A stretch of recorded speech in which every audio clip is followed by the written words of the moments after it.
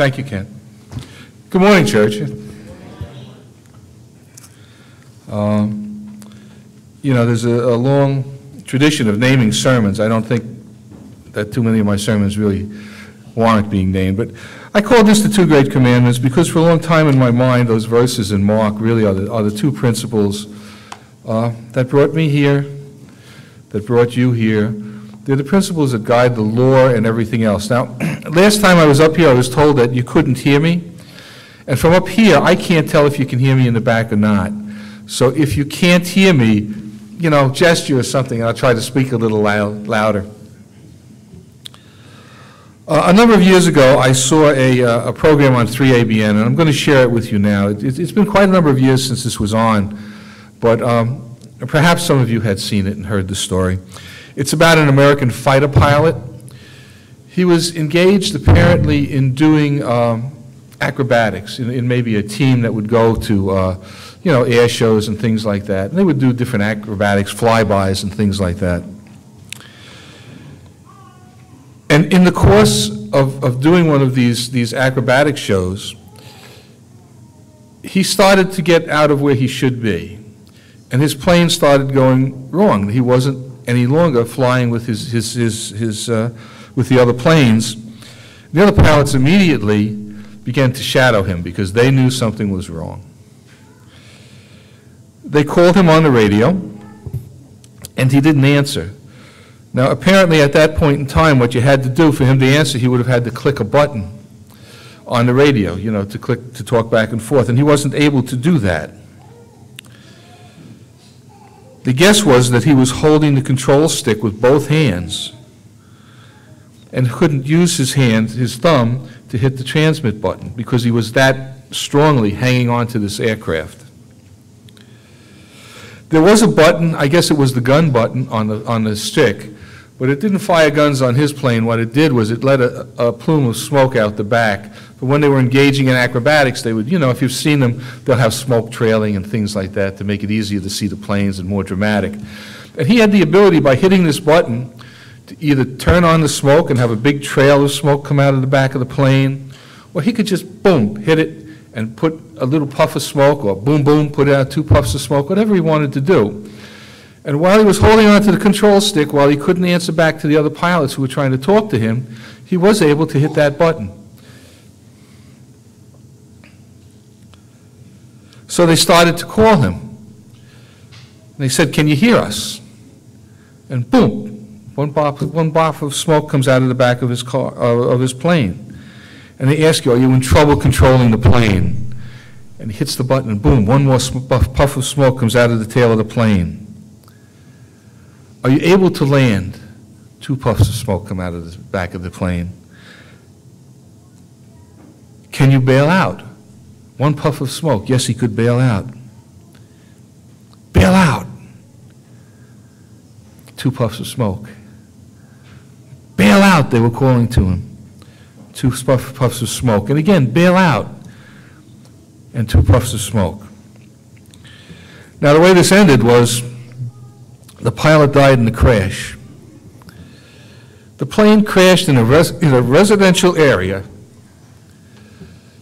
and while he couldn't completely control the plane, apparently he was able to have minimal control through the control stick, using all of his might. And the plane, when it crashed directly between 2 houses. The only person who was injured in that crash was the pilot, and he was killed. But because he rode the plane all the way down, the people living in that residential area, no one else was injured. Why was this on 3ABN? He carried an interesting card. There was an interesting story about the man afterwards. The story was that he carried like a little business card on him almost. I'm sorry, give me 1 second. Almost a little business card, and it just had 6 words on it. I don't know, have any of you heard this story? The card that he carried, and this came back from his friends, the other pilots. I think they said also from his wife. I think he was married, but I'm not certain of that. The card had 6 words on it. It said, "God first, others second, me last." Now, that thought, ever since the first time I heard that story on 3ABN, I was really affected by it because it was a simple way of saying things, something that we sometimes say in a very complicated way. Okay, Mark 12, 30 and 31. And thou shalt love the Lord thy God with all thy heart, and with all thy soul, and with all thy mind, and with all thy strength. This is the first commandment. And the second is like, namely this, that thou shalt love thy neighbor as thyself. There is none other commandment greater than these. The two great commandments. But even in that, sometimes it gets hard to follow. But I'll tell you what I don't think you'll forget. God first, others second, me last. He lived it. And I think that card cuts right to the center of these two verses. A very simple way to put forward the Christian calling.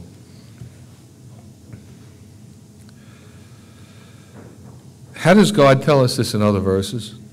Is this in other places in the Bible? I'm going to go into 1 Corinthians 13. It's called the love chapter. I'm going to be reading from the Revised Standard Version. It's an older translation of the Bible, not as old, of course, as the King James. There is some problems. I love the King James, and if you know, when I read from here, I always read from the King James. And if I quote verses later, they'll be out of the King James. But what I'm reading from 1 Corinthians 13 is out of the Revised Standard Version, because the King James, when they translated it, they did get one word, not translated as well as it might have been. The word that is better translated love, they translated charity. Okay, let me get started. I'm just going to start at the first verse. I'm going to comment as we go down, and I'm going to be reading my way into 1 Corinthians 13. Verse 1, if I speak with the tongues of men and angels, but have not love, I am a noisy gong or a clanging cymbal. You know, we talk about people who are great orators. Some people are incredibly articulate, and they can, on the face of it, be very convincing. But if your motive is not truly love, God says that you're just a big noise. You're just a big noise. Goes on, verse 2, and if I have prophetic powers and understand all mysteries and all knowledge, and if I have all faith so as to remove mountains but have not love, I am nothing. Does anyone remember the mad prophet and his story? There's someone in the Bible we refer to as the mad prophet. His name was Balaam. And when the children of Israel were getting ready to go into the promised land, one of the kings of the promised land offered him all kinds of money if he would curse the children of Israel. Now, he was a prophet of God, and he wanted the money, and he didn't care much one way or the other about the children of Israel. And God, through the whole story of the mad prophet, he's called the mad prophet because at one point God speaks to him through a donkey, and he speaks back to the donkey, but he doesn't realize how far he's gotten away. He just talks to the donkey and goes on. He eventually plotted with the king and found ways that he could destroy Israel. His plan was, well, if the Israelites don't follow God anymore, God won't be their God. And that's what he told them. And what he tried to do was he tried to set up ways to seduce the men in the army so that they would no longer be faithful, so that God would no longer support the children of Israel. He was nothing. If you remember his story, what happened to him? If anyone remembers, he was killed when the children of Israel took the city. He was killed along with the king and the other people, yet he was a prophet of the Lord.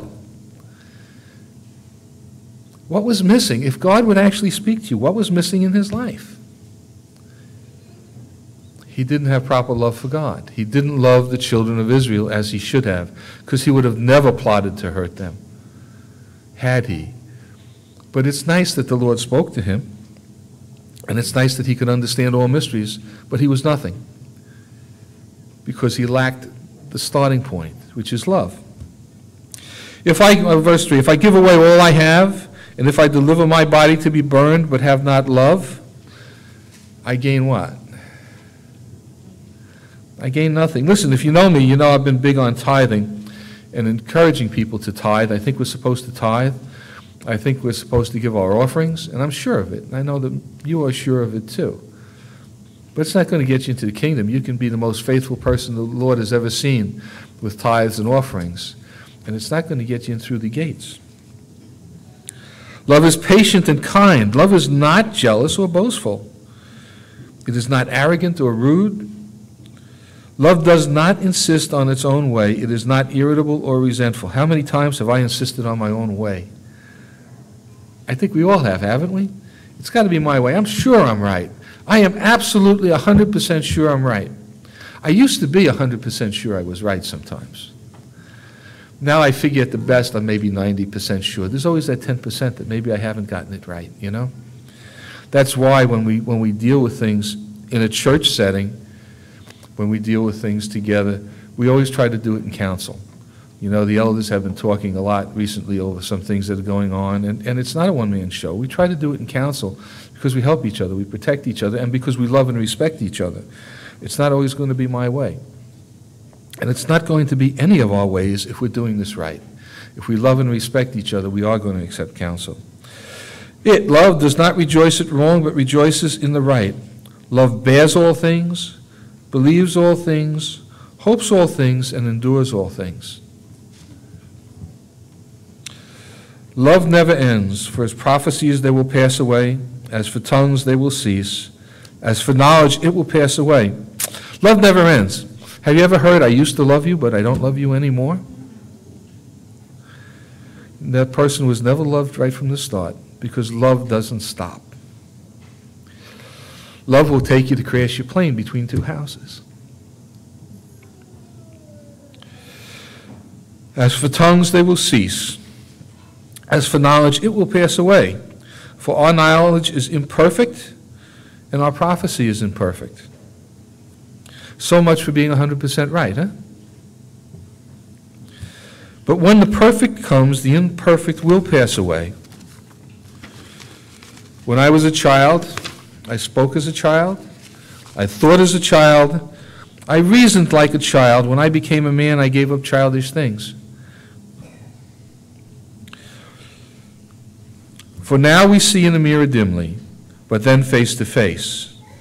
Now I know in part, but then I shall understand fully, even as I have been fully understood. So faith, hope, love abide, these three, but the greatest of these is love. The greatest of these is love. It's part of what we call what? We call the change that occurs to us in our lives. What? We call it sanctification. Sanctification begins a long time before you ever come and take your first Bible study. It begins a long time before you ever first ask for baptism, before you ever really begin your walk with Christ. Because if Christ wasn't sanctifying us and cleaning us up along the way, you never would have gotten into a church in the first place. That's true of all of us. I'm not saying this for you, I'm saying this for me too. It's part of our growth. You're baptized, and then you've reached the top. Is that how it goes? No. Right from cradle to grave, you're in the process of something called sanctification. We're changing. We're getting it a little better today than we got it yesterday. Sometimes we get it a little worse today than we got it yesterday, but as we move forward. What do? I find in my own heart, people, when I look at myself and I look at my actions over my lifetime, but even at today, I find that I am not always the best representative of a loving human being. My daughter's here, she's smiling, she knows things about me that none of you would even suspect, and she's got a big grin on her face, don't you, Mary? Okay. What do we do? I mean, it's essential. You know, I know this, I'm going to take an aside. I know that many of us come into this church, or into any church, for things sometimes other than love. Love is not always the first thing that brings us in. For me, it wasn't love. For me, it was just a mechanical interest in prophecy. I liked history, And I like prophecy, and I saw that the Adventist prophecies were correct and fit my understanding of the actual order of events as they historically occurred. And I came in as a mechanic. And by a mechanic, I mean kind of a prophecy mechanic. I wanted to know the dates. I wanted to know. And that was where my heart was. But along the way, something happens to us. No matter how we're first introduced, something happens to us. What happens to us is we have to fall in love. We have to fall in love with God. And we have to begin to fall in love with each other and have that kind of care for each other that makes no sense. Okay, Matthew 7:7. Ask and it shall be given you, seek and ye shall find, knock and it shall be opened unto you.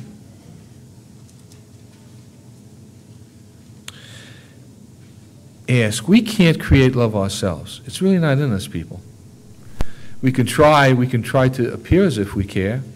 We can love someone today and then tomorrow, well, I fell out of love with them. But if you fell out of love with them, you were never in love with them in the first place. Something was wrong. That's what Scripture says. If I'm wrong, think about it. We have the ability to ask for what we need. And when we find we've behaved in a way that is loveless, the solution is to ask God to help us. We're not here as objects of punishment. We're here of objects to be sanctified.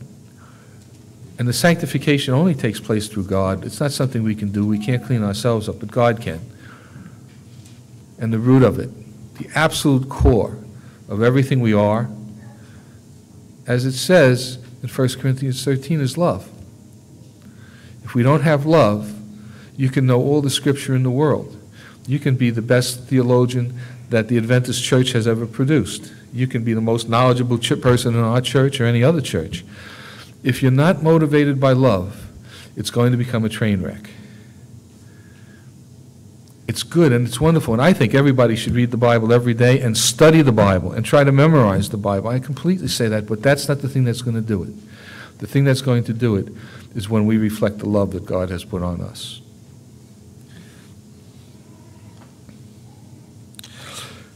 King David, Psalm 51:10. King David said, "Create in me a clean heart, O God, and renew a right spirit within me." Now, you remember when he said this and why he said this? At that time, he was probably a man in his early middle age, maybe just approaching middle age, I don't know. He sees the wife of someone who was a very close friend of him and was completely trustworthy, and he sees her bathing. He's on the top of the fortress, the castle where he was, and he looks and he sees her bathing. And it ends up going where it goes with people, and she ends up with carrying a child that was not her husband's because her husband was out fighting battles. And the end of the story is, what did David do? How did he react to this? I know you all know. I sometimes ask almost hoping that we could have a dialogue instead of me just up here talking, because I miss having a dialogue. I really do. What he did was he had the person killed. He saw to it that the husband was killed. And then he went on with life as business as usual, but he was finally brought out. Okay? He finally had to confess, and as part of that confession, he prays to the Lord, and Psalm 51 is his confession of what he did. Psalms were publicly sung or chanted. These weren't private things. It's written down in the Bible. Everybody read this psalm. It was there. If you went to the temple, you could have heard a psalm of David. You could have heard his confession. He says in Psalm 51, verse 10, he says, "Create in me a clean heart, O God, and renew a right spirit within me." I wonder, what do you think about David? You know, this was a miserable thing for him to go through. He was also the leader of Israel, and this was not only a miserable thing for him to go through, it was a miserable thing for all of Israel to go through, that their king had fallen like this. But what kind of man do you think David was after this experience? Do you think that it changed him? I could shoot. Yes, it did. Thank you. Thank you for answering me back. Yeah, it did. I think it changed him, and I could actually show you, and maybe if time allows, maybe we'll touch on some things where you can see how David changed. Because David had a heart that was after the Lord's. But he didn't love the woman, And he didn't love the woman's husband, or he could have never have done those things. But what you see in King David is what you see in me, and what you see in every member of this church is you see sanctification. You see a person who is being changed in their life. He can't change it himself. All he can do himself is go and lead himself. When he starts giving himself counsel, he comes up with the idea of killing the husband. But he comes back, he says, create me a clean heart, O God, and renew a right spirit within me. The only way he could have changed was through God's power in his life. And what he could do, he did do. And the thing that he could do was, well, two things. One thing is often public sins are publicly committed, private sins are privately committed. And I don't know if that's always true, but sometimes it is. And he publicly admitted to his sin. And the other thing was he did the only thing he could. He asked God. He said, Lord, I'm going to change. I'm going to try to change. How much wrong could a man be than I am? Lord, change me.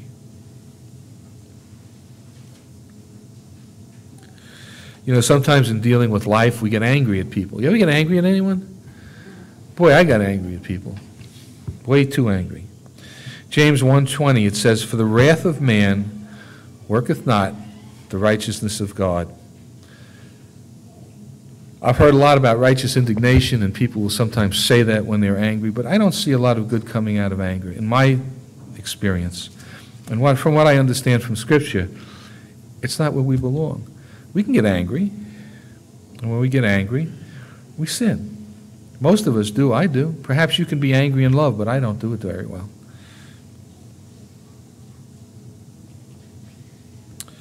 Romans 2:4.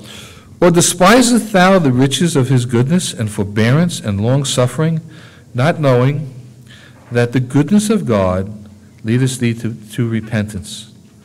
How do you change? If you really find that you're struggling with love, if you really think at some point in your life, gee, maybe I've gotten so involved in work and I'm so worried about money and I'm having conflict with everyone around me, maybe the problem is that you haven't gone the whole way in love. If you find it, you can ask. As David did, as we're told in Matthew 7:7, you can try to control yourself, because God will help you as you try to do it. It's the goodness of God, it's his love and his actions in our lives that convince us that he's there, and that convince us that we want to follow him. It's his goodness. It's the cross is the place where we find that. We find the goodness of God no place clearer than on the cross. Part of love is giving up sometimes something that you want. So here you are, you've always wanted to sing in church, and you've got a song that finally just actually fits your voice, and you know that if you can sing this song in church, it's going to be everything you hoped you could do. And so you go, you ask Terry, and she sets you up with a date, and you become special music. And you've really practiced this song more than you've practiced anything in your life. And you come that Sabbath, and there's a guest. Maybe someone we don't know very well. And the guest says, please, may I do special music today? What do? You say, no, I'm sorry, you can't have my spot. I've really practiced this very hard, and the Lord has given me this, and this is mine. You can't have this. What do? Sometimes you place other people ahead of yourself. We do it all the time in the church. If we don't do that, the church ceases to function properly. All of the things that we see in our little congregation and that we love so dearly are based upon our willingness to sacrifice for each other. And sacrifice sometimes means, gee, I really wanted to give a sermon today, you know? I think God has called me to give this sermon, but I'm going to let somebody else take it. Gee, I wanted to do this, I wanted to do that, but I'm going to let my brother or sister take it. I think it's more important that they have this opportunity than that I have it. That's part of what makes the church work. The other kind of church, the top-down church, where you have one or two commanders leading out, to my mind, it always fails. And whether you have people in it or not, it always fails, because the Spirit's wrong. It's supposed to be done not by might, nor by power, but by His Spirit. That's part of, churches are always trying to go forward. Isn't that great? They want to go forward. I guess that's a good thing. We certainly want to go forward to the resurrection and to the coming of Christ. But I think as a church, we're trying to go backward. And I hope we're trying to go backwards. We want to get back to Jerusalem in the year 100, in the year 90, when that early church was formed, that early church that received such wide blessings from God. That's what we're looking back to, and that's the direction we're trying to go. We talked about this a little bit in Sabbath school today, what I'm about to say. And one of the challenges we have is dealing with difficult people. And when I say difficult, you know how difficult can be, right? Inside the church and outside of the church. When I grew up, I was told a lot about personal responsibility. I was raised in the concept of personal responsibility. You're responsible for what you do. I still believe that. I held that belief all my life. But in the course of my life, I've seen a few other things that don't quite fit the way I thought they once fit. I've seen some people, and I know you all have, they're angry, they're aggressive, they're controlling, they are micro-manipulating, they chide with everyone they run across because it's going to be their way or the highway. They seem to show no remorse at all. It's going to be this way. To me, in my little worldview that I had, that was a big personal responsibility issue. I mean, if you behave like that, you're responsible for how you behave. And if you don't knock it off, well, God has His children, and so does Satan. Right? There's a lot of villains in this world, I believe, because we are told that some people make themselves the sons of Satan. I encountered a big problem with my theory, I guess about 15, 20 years ago. I'm going to tell you a very brief story. It's about someone who appeared to be a complete villain, complete controlling, micro-manipulating. It was a woman. If she was there, she was in charge. She would call people every 15 or 20 minutes. Her husband had no peace. Her daughter never had any peace. And I can tell you this story because I know this person from outside of the church. I don't even know that the person is still alive. She would be very old now as she was.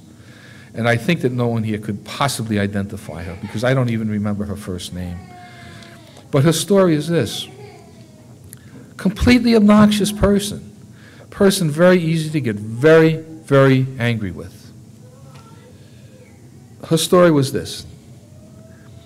When she was a girl in high school, she was a teenager, she came home from school one day and she found her mother and father in the house dead from a murder-suicide. Now, I don't know who actually did the murder and who committed suicide. But you know what I think as I thought about that story, because that story, it's a real-life story, affected me a lot in my view of everybody I deal with.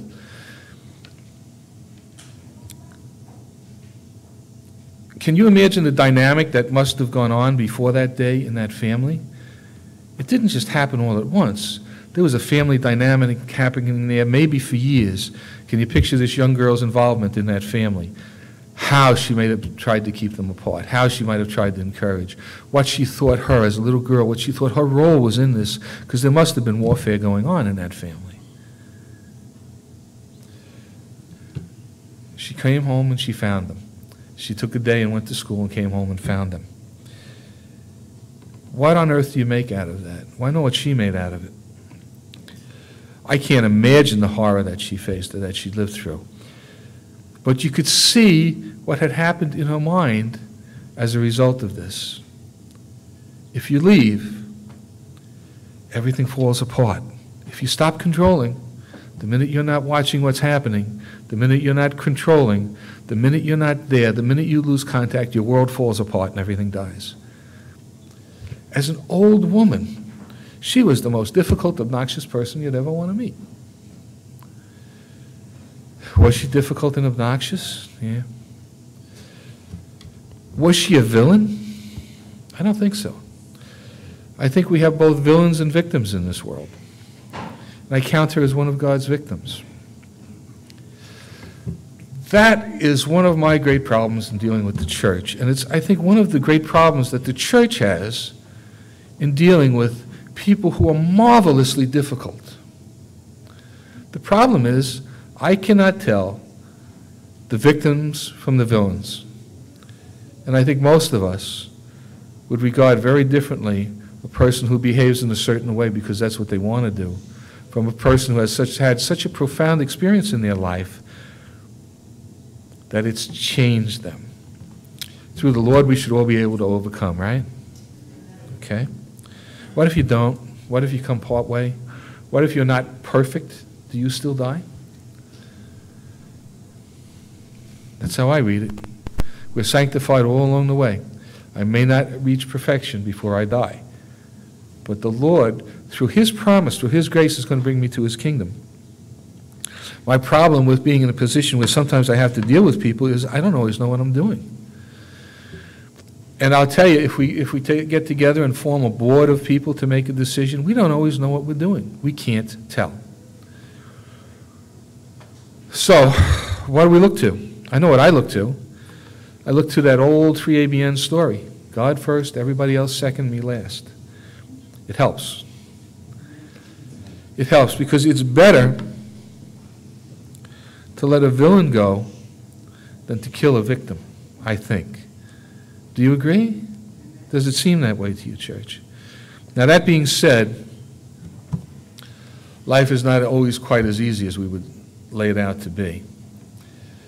In dealing with difficult people, there is a point in our lives individually, and I think together as a church, there is a point with how far we can go. I believe that if I woke up that night, and found someone in my house at this age, at this point in my life, and I was alone, I don't believe I would hurt that person. I think I would try to talk to them. I think they could take whatever they wanted. Okay? But I also believe that if someone came into my house and my wife and my daughter and my son is there, especially when they were younger, I think that person would have a lot of trouble with me. I think there are times, forgive me, when we have to defend ourselves, but it's very difficult to know when and why. And in our nature, the way we are, we tend to go in the wrong direction. We tend to, I think, fall on the side of taking action when we just should have been quiet for a while. I believe that. From what I've seen, that's my opinion. That's not Scripture. That's Gene's opinion. And I put it out there because you can think about it and agree with me or not agree with me, and you can talk to me after church or tomorrow or next Sabbath or whenever you want if you have another opinion or if you agree. See, here's what we're told. Ephesians 6:12. For we wrestle not against flesh and blood, but against principalities, against powers, against the rulers of the darkness of this world, against spiritual wickedness in high places. Often the person that we see and that we're dealing with is just a token of what's really going on. I can't tell. But I know the Bible tells me to be careful because it's not the person. There's a greater thing at stake, you know? When I behave wrongly, I hurt myself more damage and violence to myself than I do to the other person. I change myself a little when I behave wrongly. And we all do, I think. Yet, we absolutely have a need to protect. In dealing with, sometimes with difficult people, we do have a need to defend ourselves, our homes, our church. But by the grace of God, may we never do it in an uncontrolled manner. May we never do it without love in our hearts. I know many of you know that we're going through a little bit of a difficult time. Certainly for me it's been a very difficult time because I don't know what I'm doing. I really don't. But I'm trying to do it anyway.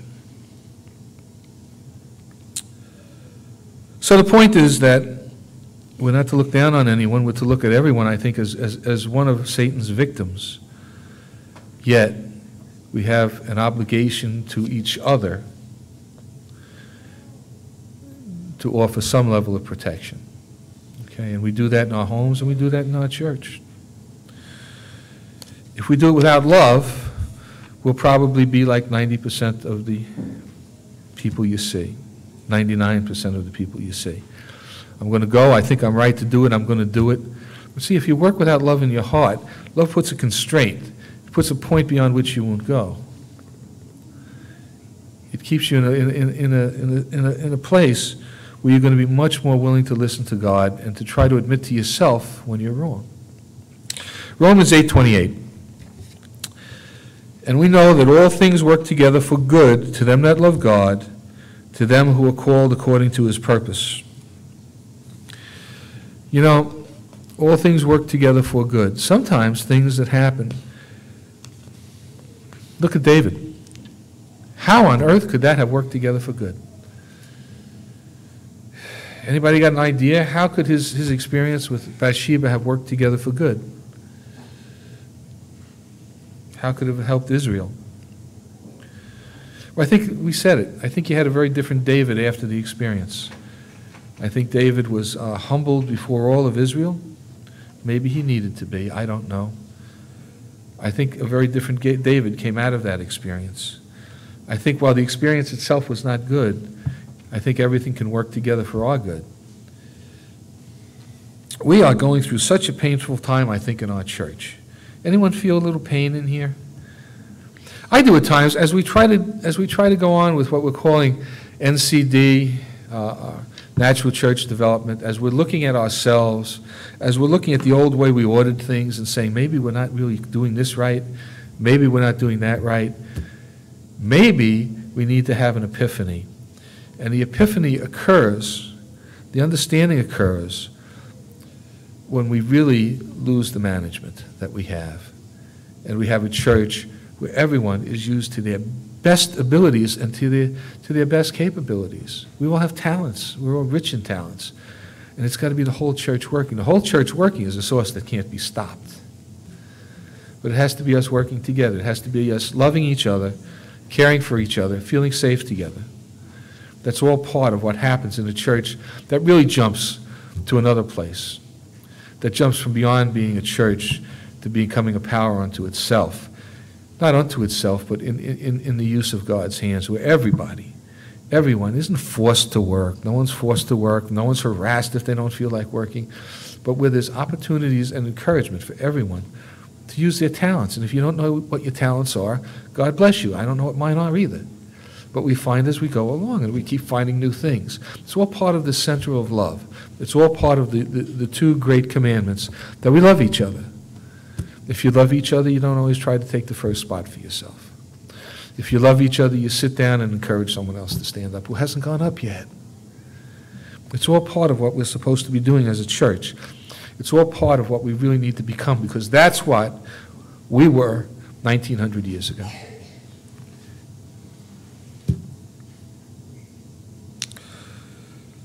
Okay. I will tell you this. It's time to close. You know, I talked a little bit about the change in David. Did it affect the change in David? You know, later on in David's life, he's getting to be an old man. And he has something very traumatic happen to him. This is long after the time of Bathsheba. His son raises an army and tries to kill him. His son Absalom puts together an army with people who were David's enemy, and David scoots. He runs out of Jerusalem. He goes out the back way with a small group of people who were his friends, people who fought with him in the early years when he was a successful fighter. And they go out the back door, and they are not happy. They are not jubilant. They are really going out, leaving Jerusalem in mourning, not knowing exactly what they're going to do, but trying to get far enough away that David's son and the people who are with him won't catch them. Along the way, there's a man, and I guess they were walking in the little valley, David and the people, and they probably were tired and very discouraged. And on either side of a valley, there's a little hill. And there's a man named Shimei. Does any of you remember Shimei? I'm probably killing the name.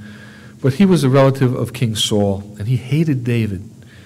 And this was his day, because he saw David leaving in humiliation, in defeat, with a small group of people. And he stands up on one of the hills, and he starts throwing rocks at David, trying to hit David with rocks.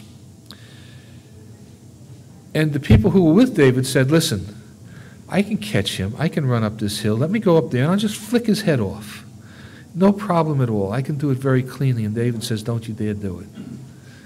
Don't you dare do it. He says, if the Lord is allowing this, maybe I need to hear it. Leave him alone. Okay? That's a very different David, I think, than the David who called Bathsheba over into the castle that day. It's what we're all doing, people. I don't have perfect love. I don't know if any of us do. I would like to say that none of us do, because I just think that's the way it is. But I also believe in sanctification. And the center of us ever getting this right, the center of us really functioning the way a church should function, where people don't hurt each other, doesn't mean we're not allowed to protect each other. We are allowed to, and we may have to, again, in the foreseeable future, but it's a miserable thing if we do. The way that really have the church that we always wanted to have, that I know each one of us wanted to have, is we have to practice and learn how to love each other better. We have to not hold grudges. I have hurt more people than I can imagine, I think, over the years, and I've been hurt enough times too. It's not that you forget. It's still in your mind, some things, but we have to not hold grudges. We have to go on. We have to love the way Christ loved us, because we're doing a much more important work, people, than just sitting here on Sabbath. We're preparing ourselves to have a very special role in the work of God. Thank you.